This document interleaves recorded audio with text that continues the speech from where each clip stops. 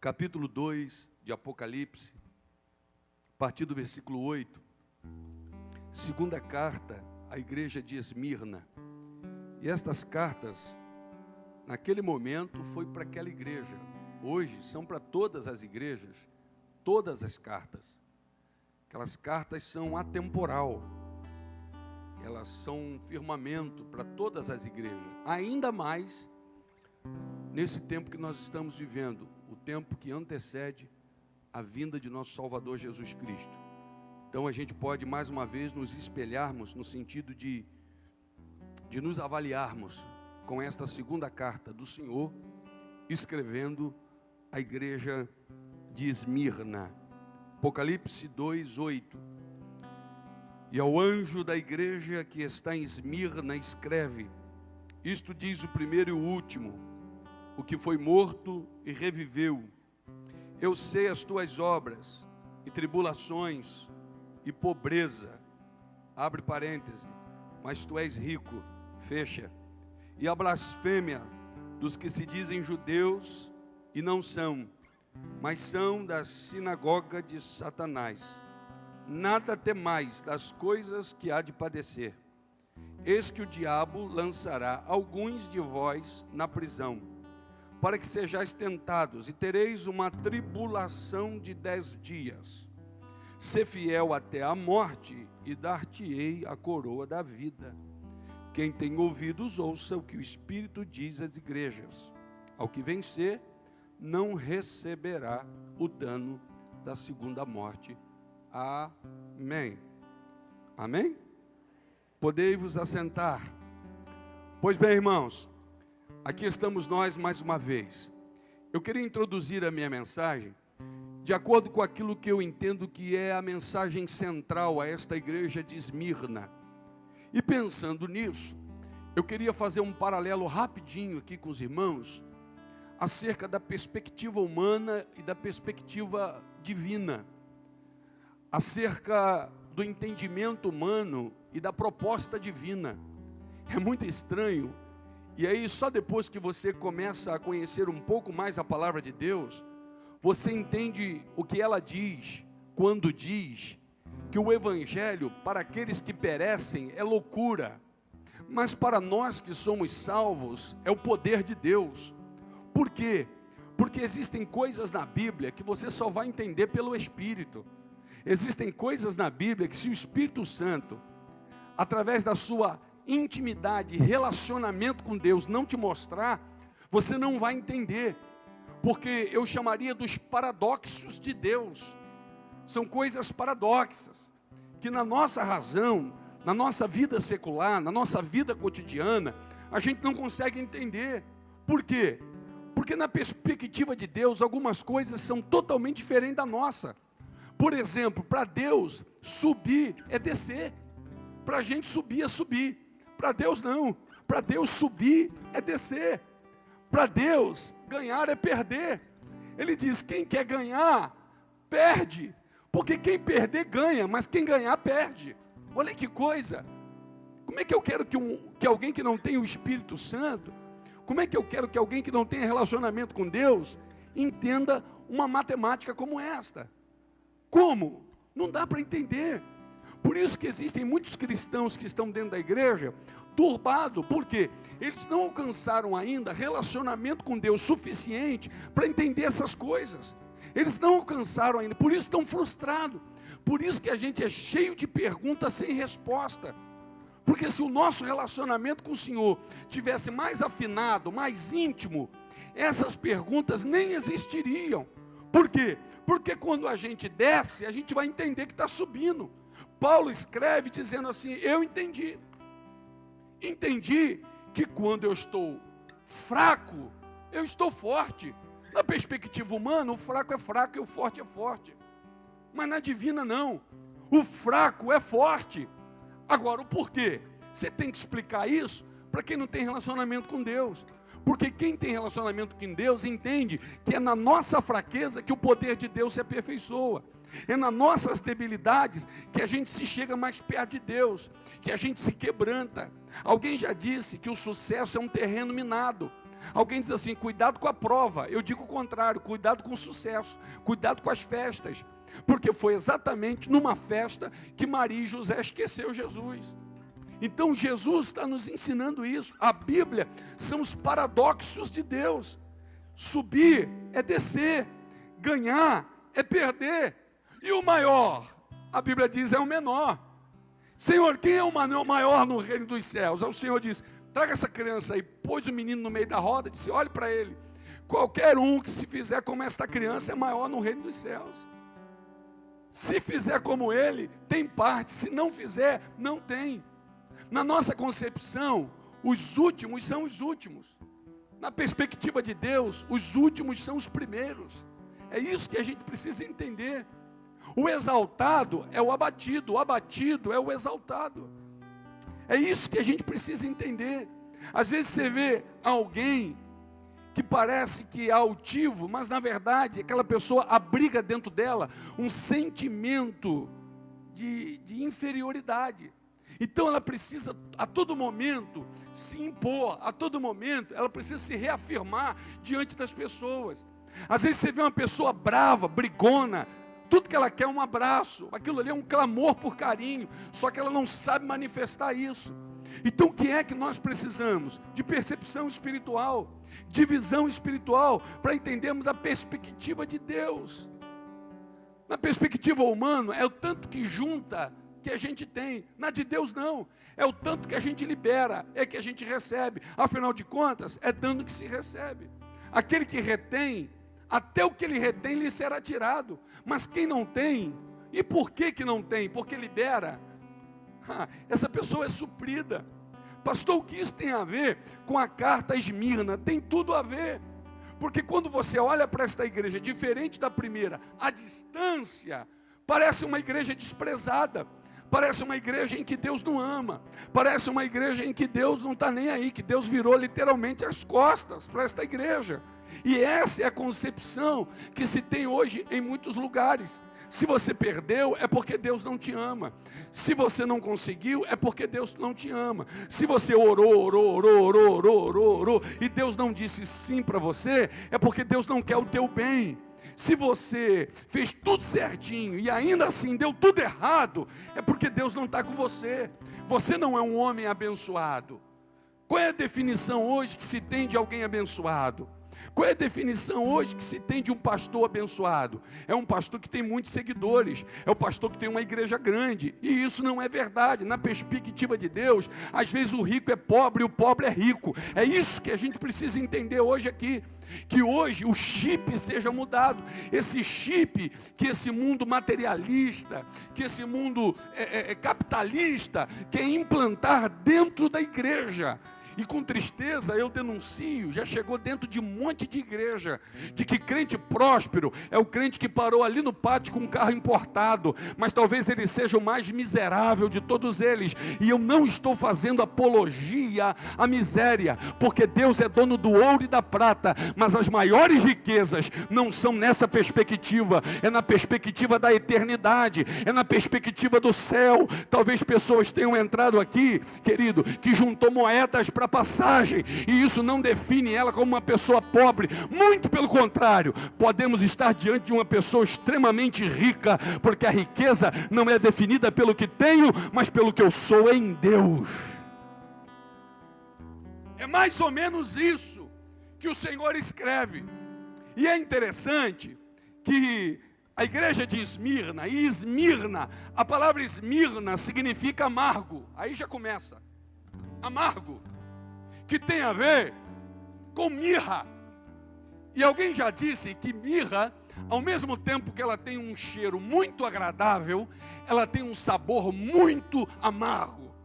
É estranho esse paradoxo. O cheiro dela é bom. Quando você estava no lugar santo para entrar no Santíssimo, ali tinha o cheiro espalhado da mirra. Só que tinha o seguinte, o sabor dela: feche a boca e apenas respire pelo nariz. Porque se você tentar fazer os dois, você vai misturar o bom cheiro com o gosto amargo. Assim muitas das vezes é a vida do cristão na igreja. A gente está aqui sentindo o bom perfume de Cristo, mas muitas das vezes experimentando a amargura de ser cristão, a amargura de passar pelas provações, de ser resiliente sem entregar os pontos. Por isso que ele começa a se apresentar a esta igreja, dizendo o seguinte: ei, quem está falando é o que foi morto e agora está vivo, o princípio e o fim. O que Jesus quer dizer para esta igreja? Não há nada que vocês estejam vivendo de tribulação, de dor, de angústia, que eu não tenha experimentado, porque quem está falando aqui não é alguém que caiu de paraquedas, é alguém que foi morto e reviveu, o primeiro e o último. Eu vivi tudo do início ao fim. Não é alguém que chegou no meio, não é alguém que chegou depois, é alguém que viveu tudo do início ao fim. Então não há nada que vocês não estejam vivendo que eu, o Senhor, não compreenda na prática. Eu vivi isso, por isso conheço as tuas obras. Olha como ele se apresenta a esta igreja de Esmirna. É muito lindo a relação de Deus com o homem, e é muito estranho a relação dos homens com Deus. Os pregadores querem se mostrar o verbo encarnado, aliás, a carne divindada, se é que existe essa palavra. Mas Jesus não. João escreve dizendo: o verbo se fez carne. Então ele diz: olha, eu conheço as obras de vocês, eu sei. Ele se identifica com a gente para que a gente se identifique com ele. Ele não é o Deus distante.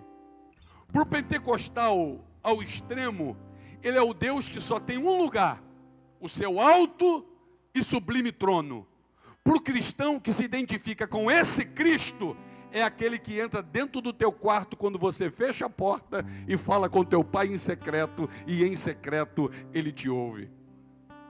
E é isso que ele está dizendo: eu sei o que vocês estão vivendo e não estou indiferente à dor de vocês. Irmãos, é muito diferente você conversar com um neófito e você conversar com alguém experimentado na fé. Estou falando de relações humanas.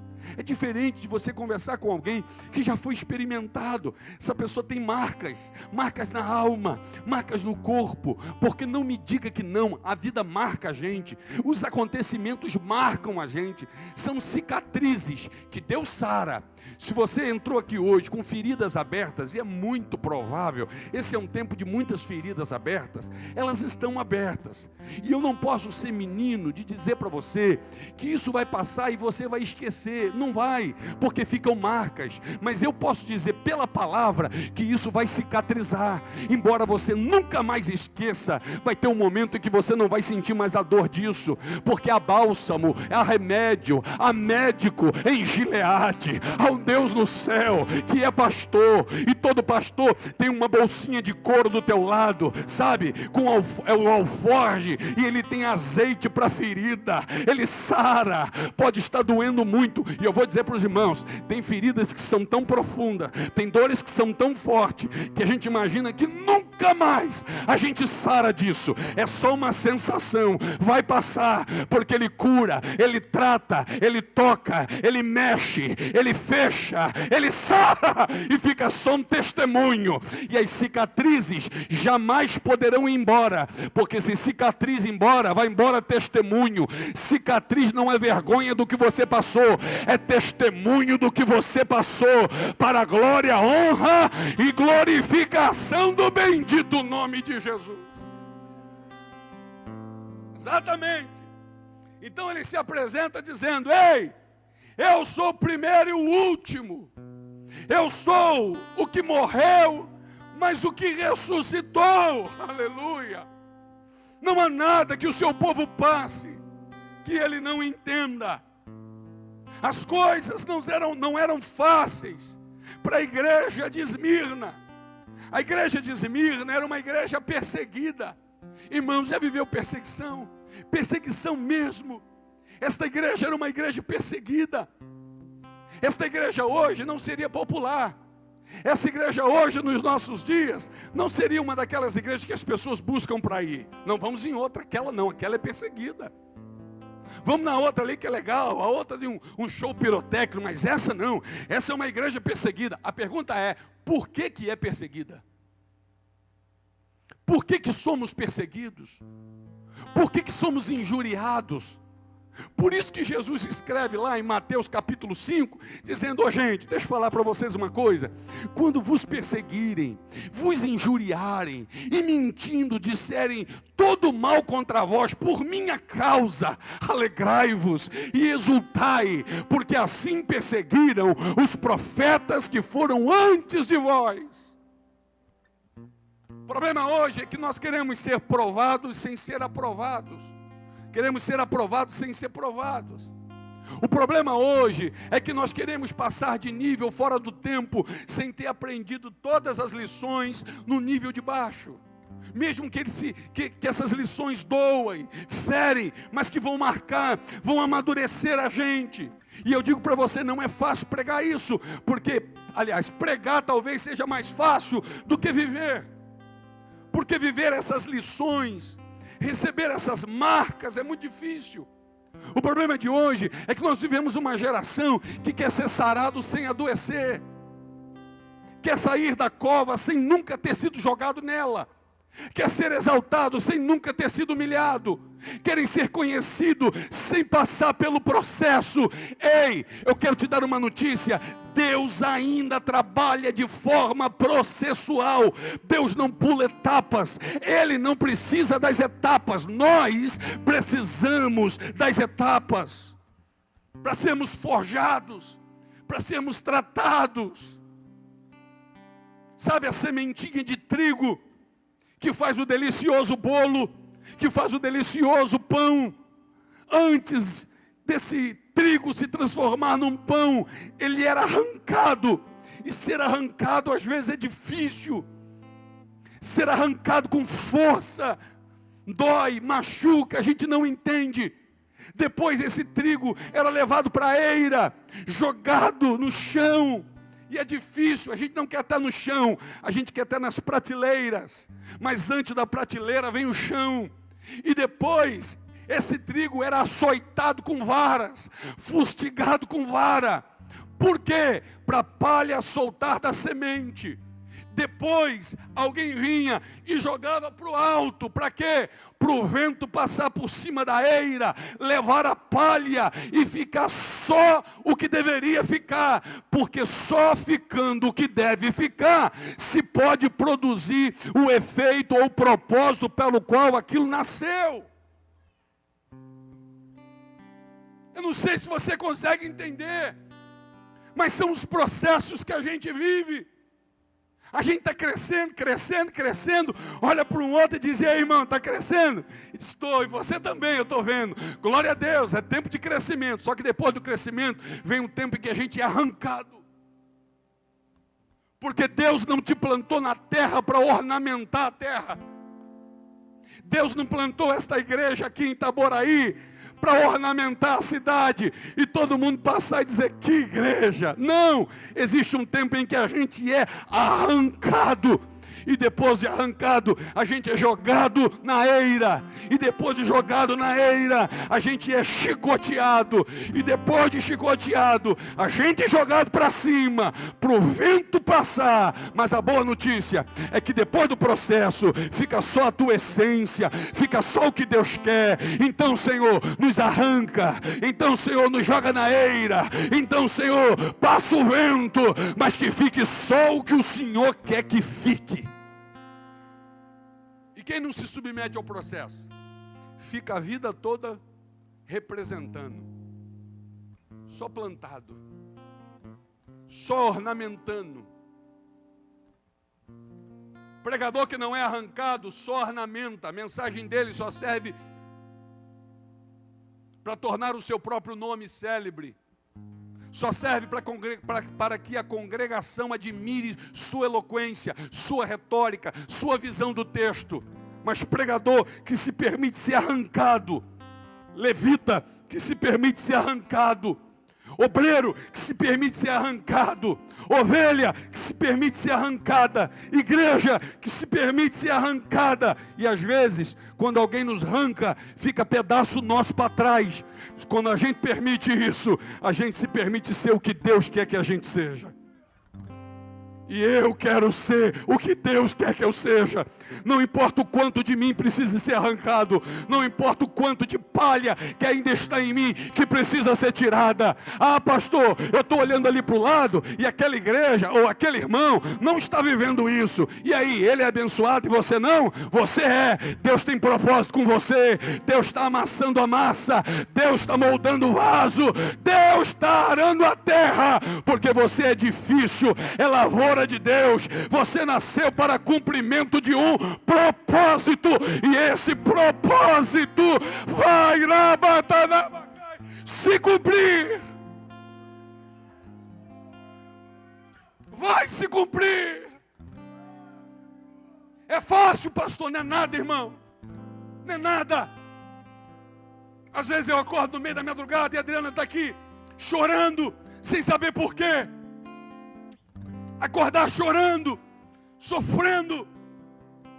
Mas eu acredito que quem está no controle não apenas tem um controle, ele sabe fazer. E eu preciso descansar naquele que sabe fazer. Ei, a tua alma pode estar ferida, você pode estar entrando aqui sangrando, mas Deus sabe fazer. Continua com a tua vida na presença de Deus. Igreja de Esmirna, uma igreja perseguida, afrontada. Por quê? Porque não se dobrava a César. Todo mundo tinha que chamar César de Senhor. A igreja de Esmirna disse: não, só existe um Senhor. Não vou chamar César de Senhor. Ei, mas você vai ser perseguido. E daí? O certo tem um preço. Eu vou repetir aqui, querido. O certo tem um preço. Não abra mão de fazer o certo, porque existe um preço. Pague o preço, porque há um Deus no céu que é justo e fiel. Chama César de Senhor, não. Senhor é só Jeová aqui dentro dessa igreja. Mas César é o imperador. E daí? O único Senhor aqui não é imperador, é Senhor dos senhores, é médico de médicos, é o alfa e o ômega, é o início e fim. Mas você vai pagar um preço, pago, mas eu não chamo César de Senhor. A igreja de Esmirna, perseguida. Por isso o Senhor escreve dizendo: eu sei as tuas obras, tribulações, pobreza. Por que pobreza? Porque quem se recusava a reverenciar César, as portas de negócio se fechavam. Vou repetir, irmãos. As portas de negócios se fechavam. Por isso a perseguição. Por não ceder às exigências do mundo, de chamar César de Senhor. Esmirna era importante centro de culto imperial romano. E aí você se levantar num momento como esse. Eu me lembro que Deus me deu a experiência de pregar em Uberaba, Minas Gerais. E você quer ter um problema, na maioria das cidades em Minas Gerais fala de idolatria. Só que não importa onde você esteja, só há um único Deus. Não importa o preço. E aquele dia me chamaram, eu preguei numa igreja à noite, no dia seguinte me chamaram para pregar numa rádio da cidade. Eu disse: Senhor, como vai ser? Mas uma coisa eu pus no meu coração: eu não ia abrir a mão da verdade, ainda que o preço fosse alto. Ah, querido, sabe o que Pedro disse? Alguém prendeu Pedro e disse: nós vamos te soltar, mas promete para a gente que você não vai pregar mais sobre Jesus. Pedro disse: eu não posso fazer isso, porque melhor é obedecer a Deus do que aos homens. Não dá. Um amigo meu que tinha ido para Angola, acho que Angola, lá do Rio de Janeiro, missionário, já tinha pego febre amarela 4 vezes. Quando voltou, a médica tratou dele e falou assim: pastor, eu já estou tratando o senhor pela 4ª vez. Pastor, eu vou curar o senhor agora, mas me promete que o senhor não vai voltar mais lá. E o pastor olhou para a doutora e falou assim: doutora, eu prometo que enquanto a senhora não me curar, eu não volto mais lá. Que a hora que eu estiver bom, é lá que eu vou novamente. Irmãos, Paulo era arrastado para fora da cidade, cuspido, chutado, sabe, chicoteado, jogado para fora. E parece gato vira-lata. Quando o povo voltava, estava Paulo dentro da cidade pregando de novo. Aí ele vai escrever, disse: eu sofro prisões, perseguição como um malfeitor, mas a palavra de Deus não está presa. Oh, igreja de Esmirna, uma igreja perseguida porque fazia a vontade de Deus. Uma igreja perseguida porque estava comprometida com a verdade de Cristo. Qualquer um que se recusasse a reconhecer César como Senhor era excluído das associações comerciais e profissionais. Ficava desempregado. Não tem chance no campo de trabalho. Quem sabe eu estou falando para a gente aqui que já esteve diante dessa bifurcação. Ou você se compromete com isso daqui, ou você perde o emprego. Pastor, o que o senhor acha que eu tenho que fazer? Eu tenho família, sim, mas você tem um Deus que é Jirê e que te provê. E se mandar negociar, você diz: então eu perco o emprego, mas eu não nego a fé, eu não nego Jesus. Porque se a gente não consegue negar um emprego por Jesus, como que vai conseguir, com a espada no pescoço, continuar firmando a fé em Cristo? Como? Mas quem não reverenciava, as portas de negócio se fechavam. Irmãos, eu já perdi negócios. Eu já fui desfavorecido. Só por dizer eu sou cristão, eu não minto. Se isso aqui, mas pastor, se não falar isso, não vai ser aprovado. Então Deus não quer que aprove, porque eu vou andar com a verdade. Só que nos dias de hoje, alguém diz assim: Deus sabe, pastor, que eu preciso. Isso é desculpa de incredulidade. A fé, ela não é teórica, a fé é prática. Então a igreja de Esmirna era assim: César é Senhor, não é Senhor, então você não vai ter emprego, não tem problema, Deus vai me sustentar. Deus vai me sustentar. Então, diferente de algumas outras igrejas, o que aconteceu com isso? Isso foi gerando desemprego e automaticamente pobreza. Desemprego e pobreza. Qual é a igreja hoje que quer pregar isso? Qual o povo hoje que quer continuar frequentando a igreja, se ele não troca de carro, se ele não quita o carro, se ele não compra casa nova? Não, você vem para esta igreja aqui, e porque você está nela, e você vai se posicionar, as portas vão se fechar para você, você vai ter desemprego, e você vai ter pobreza. Porque esta igreja é a igreja de Esmirna. Só tem um detalhe: quando você levantar a mão para o céu para orar, você tem crédito na eternidade. Só tem um detalhe: quando dobrar o teu joelho para orar, a graça do Senhor virá sobre ti, porque você tem comunhão com o Espírito Santo. Só tem um detalhe: você vai olhar para os teus filhos com dignidade, porque papai não compactua com mentira, papai não entra em negociata, papai não se corrompe, porque papai é filho de Deus, mamãe é filha de Deus. A gente tem um compromisso com o Senhor. Nós somos a igreja de Esmirna. Desemprego, pobreza.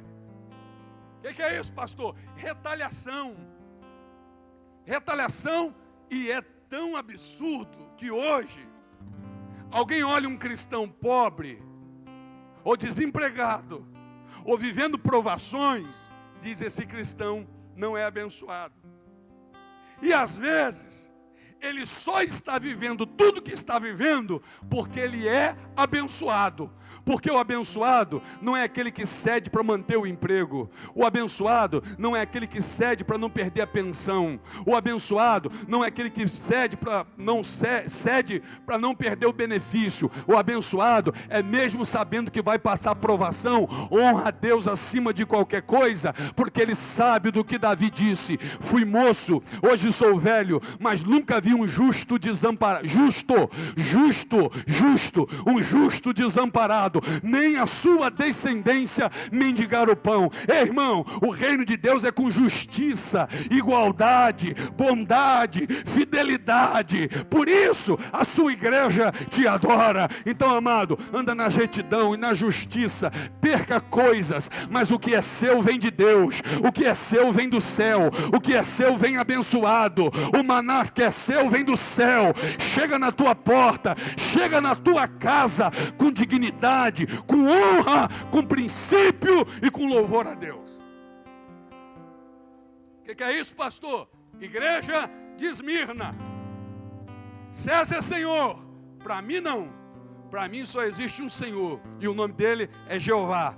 Então acabou suas relações de negócio em Esmirna. As portas se fecharam. E se porta fechou, amado, não tem mais emprego.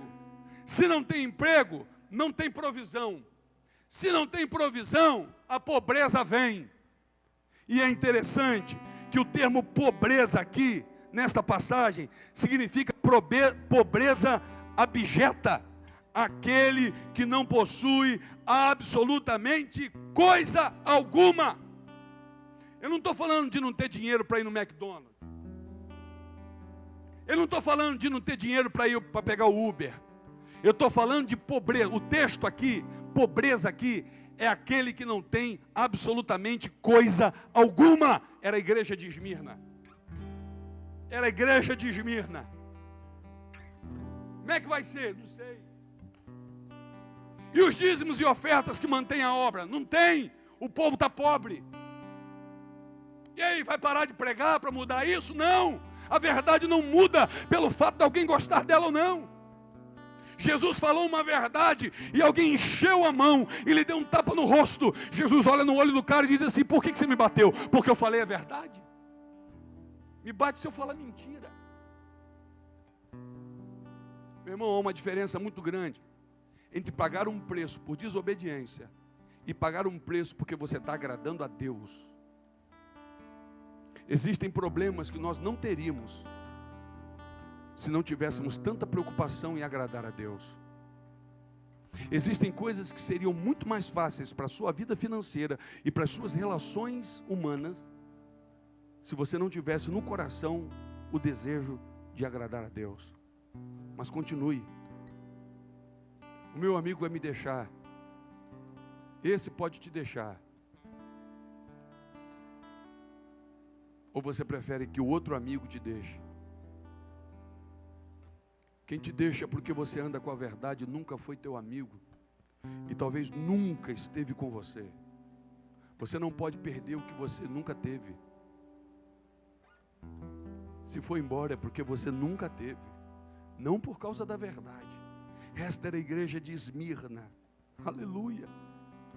Como se não bastasse esse cenário, para complicar, havia em Esmirna uma comunidade grande e próspera de judeu. É aí que embaralha tudo. Como se não bastasse a perseguição, por andarem firme, por não negociar, por não se dobrar diante de César, havia ali naquela uma comunidade de judeus próspera e grande. Aí começam as comparações. Olha ali, pô, ali já conquistou, ali já conseguiu. E os caras são judeus, pô. São judeus. Como é que é isso? Os judeus não precisavam aderir ao culto imperial, uma vez que sua religião era aceita em Roma. O que os judeus faziam, Roma tolerava, os cristãos não.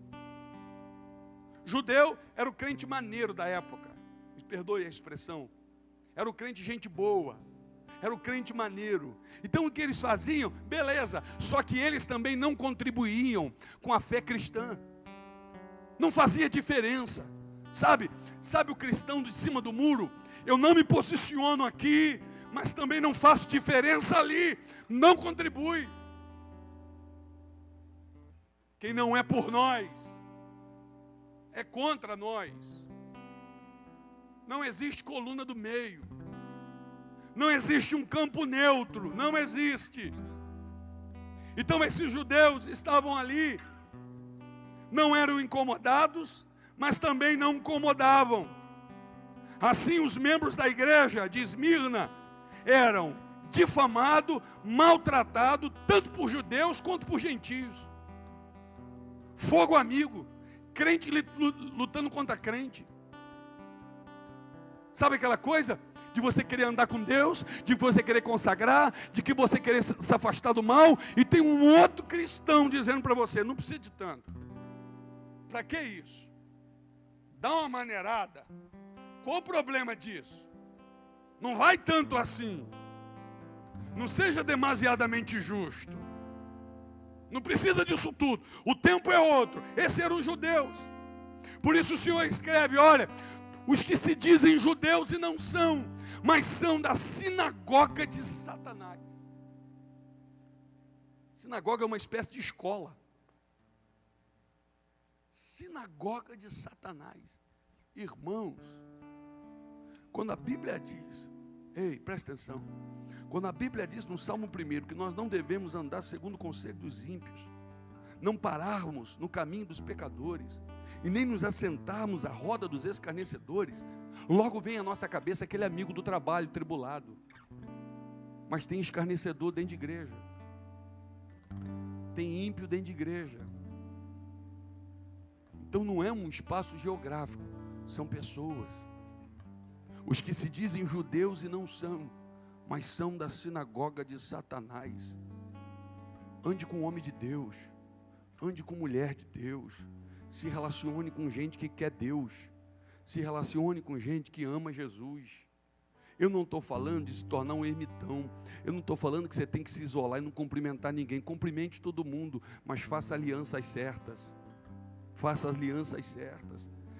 Às vezes o barco só está do jeito que está porque alguém entrou no teu barco que não era para entrar.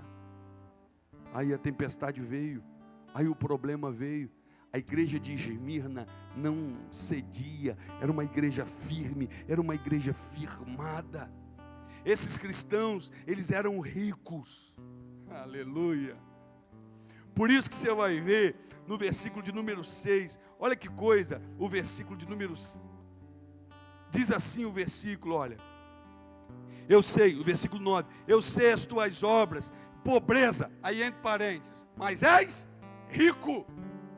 Era uma igreja pobre, era uma igreja que não tinha dinheiro para fazer um lanche, era uma igreja que não tinha dinheiro para pagar um Uber, era uma igreja que talvez tivesse dificuldade para pagar a energia do templo, mas era uma igreja rica. Sabe por quê? Os seus valores eram valores e princípios divinos, valores e princípios do céu. Irmão, que a gente entre aqui descalço por não ter um sapato no pé, mas que a gente seja rico para com Deus, cheio dos princípios divinos, cheio de comprometimento do Senhor, que a gente não tenha um carro para andar, que a nossa casa seja uma casa a mais simples de toda a cidade, mas que a nossa vida tenha crédito no céu, que a gente tenha comunhão com o Santo Espírito de Deus.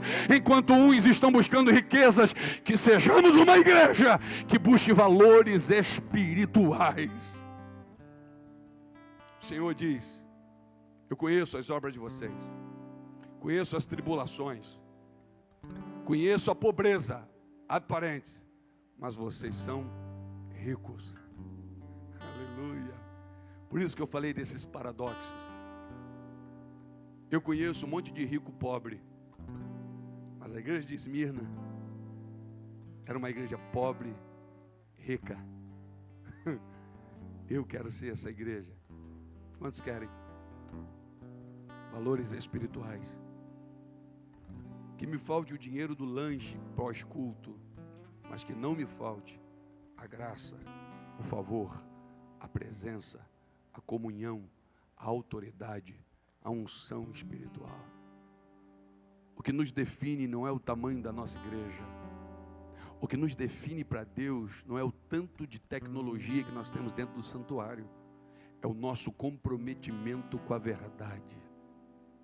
É a nossa intransigência com aquilo que é errado. Aprovar o que Deus aprova. Reprovar o que Deus reprova. Por isso o Senhor disse, olha, vocês são ricos, viviam em função dos valores eternos, imutáveis. Vocês são ricos, vocês são ricos.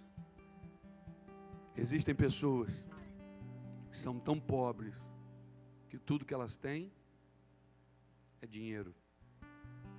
Só tem dinheiro. Tem muito dinheiro, mas são tão pobres que tudo que tem é dinheiro.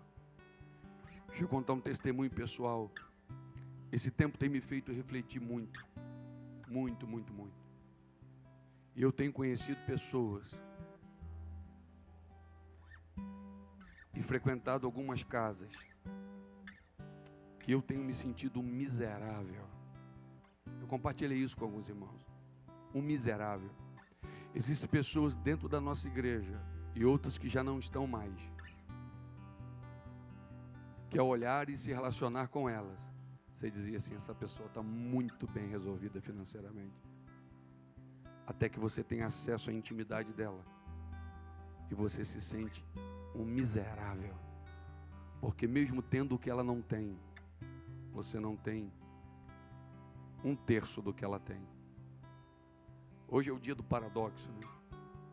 Mesmo tendo algumas coisas materiais, morando numa boa casa, tendo um carro para andar, tendo sustento, podendo comer o que quiser, quando você chega diante da intimidade de algumas pessoas cheias de Deus, você se pergunta: será que eu seria o que ele é, tendo o que ele tem? Eu me senti miserável algumas vezes. Eu fui afetado por isso. Quando eu frequento uma igreja que não tem um terço da estrutura que a nossa tem, mas quando começa o louvor, irmãos, que eu vejo aquele povo levantando a mão em lágrimas, eu me sinto miserável. Porque se eles, não tendo 10% da estrutura que temos, prestam aquele culto para Deus, como deveria ser o nosso culto para Deus aqui nesse lugar. Um dia desse mandaram para mim um vídeo, um amigo missionário da África, no momento em que eles vão entregar o dízimo e ofertar. Irmãos, a gente deveria se envergonhar. Alguém toca uma música, porque eles são muito festeiros, né? Uma música ritmada, e toda a igreja começa a dançar. E eles começam a trazer no pé do altar abóbora, empim, cenoura, galinha com os pés amarrados, numa alegria indescritível, e voltam para um banco dançando, porque podem dar a Deus alguma coisa. E muitos de nós temos falhado nisso. Que o Espírito de Deus esteja falando ao seu coração hoje aqui, no nome de Jesus, através desta palavra.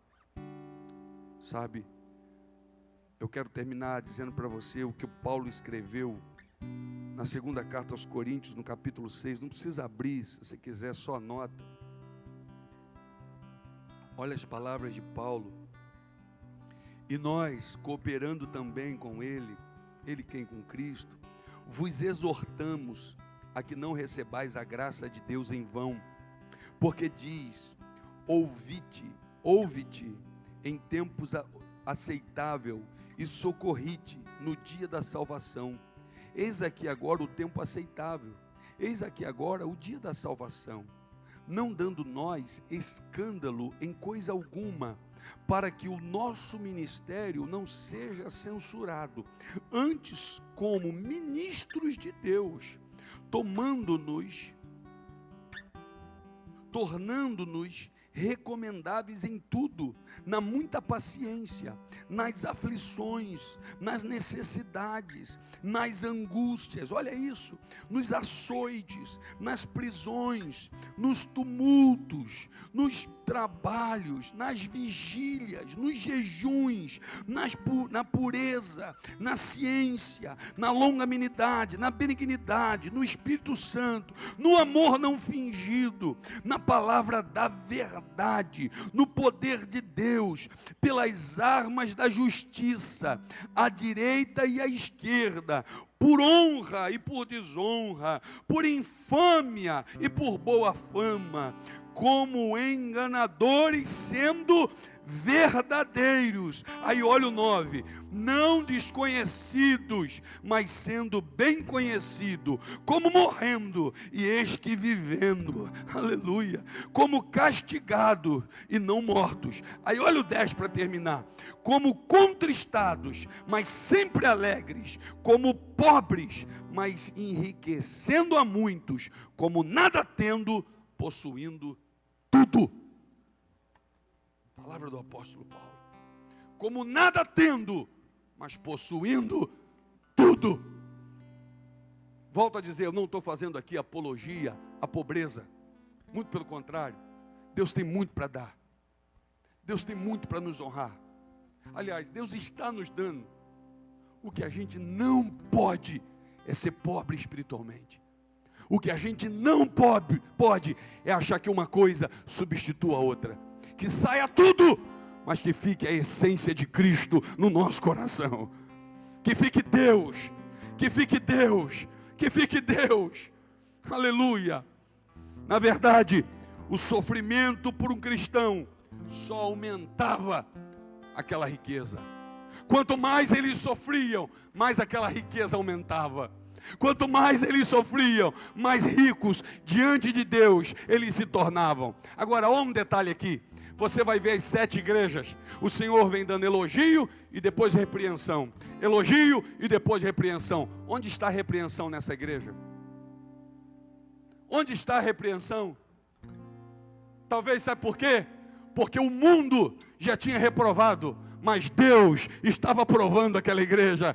Ei, querido, que o mundo nos reprove, e tem que ser assim, porque quem se constitui amigo do mundo, automaticamente constitui-se inimigo de Deus. Que o mundo nos reprove, que os amigos na faculdade te reprovem, que as pessoas na família não te aceitem, contanto que você seja recebido, aceito e aprovado por Deus, para a glória dele mesmo. Então você não vê, porém, tenho contra ti. Você não vê. Porque eles já tinham recebido isso do mundo. E eles só estavam sendo repreendidos pelo mundo porque eles estavam agradando a Deus. E aí, para terminar, querido, o Senhor não repreende. Ele só tem 2 palavras de advertência para aquela igreja. 2. Não temas o que há de vir. A gente leu aqui. Vai vir uma tribulação de 10 dias, o Senhor disse. E tribulação de 10 dias, na Bíblia, significa um período de tempo curto de tribulação. Eu teria outros textos para provar isso para os irmãos, nós não temos tempo. Mas todas as vezes que a Bíblia fala de tribulação de 10 dias, está falando de um tempo rápido, um tempo curto. O Senhor está dizendo, vai vir uma tribulação severa de 10 dias, mas não temas. Fiquem do jeito que vocês estão. Não cedam. Não temas, não temas. Não temas. Não temas. Versículo de número 10, olha só. Estamos terminando. Apocalipse 2:10 diz assim, olha. Nada temais. Nada temais das coisas que há de padecer. Ele não está dizendo que vocês não vão padecer. Vocês vão. Mas nada temais das coisas que hão de padecer. Eis que o diabo lançará alguns de vós na prisão. Sejais tentado e tereis tribulação de 10 dias. Tribulação de 10 dias é coisa rápida.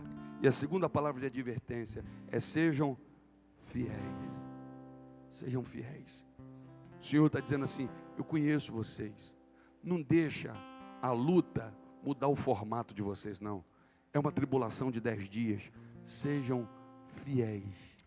Sejam fiéis. Sejam fiéis. Porque ao que vencer, aleluia, oh glória. Sejam fiéis, que ao que vencer, não receberá o dano da segunda morte. Seja fiel até a morte. E dar-te-ei a coroa da vida. Eu acho que essa carta aqui resume o evangelho verdadeiro de Jesus Cristo. Perseguições, tribulações, e por conta disso, negócio perdido, proposta recusada, currículo não respondido, cara feia, amigos indo embora, mas agradando a Deus. Sem se comprometer, andando, como diz Paulo, como obreiro que não tem de que se envergonhar. Que nós, irmãos, sejamos essa igreja para a glória do nome de Jesus. Amém. Eu não tenho dúvida de que, assim como eu, muita gente, se não todos aqui, estão passando lutas e tribulações. Mas não ceda. Mantenha a tua fidelidade ao Senhor. Porque a gente vai ouvir do Senhor: eu conheço as tuas obras. Eu sei que vocês estão passando muita perseguição e muita tribulação. Conheço a pobreza de vocês. Mas quer saber? Para mim, vocês são ricos. Existe rico pobre e existe pobre rico. Quem entendeu isso aí? Amém. Obrigado, Senhor, pela tua palavra. Nós bendizemos o teu nome, porque a tua palavra é a verdade e a verdade liberta. Obrigado por essa noite.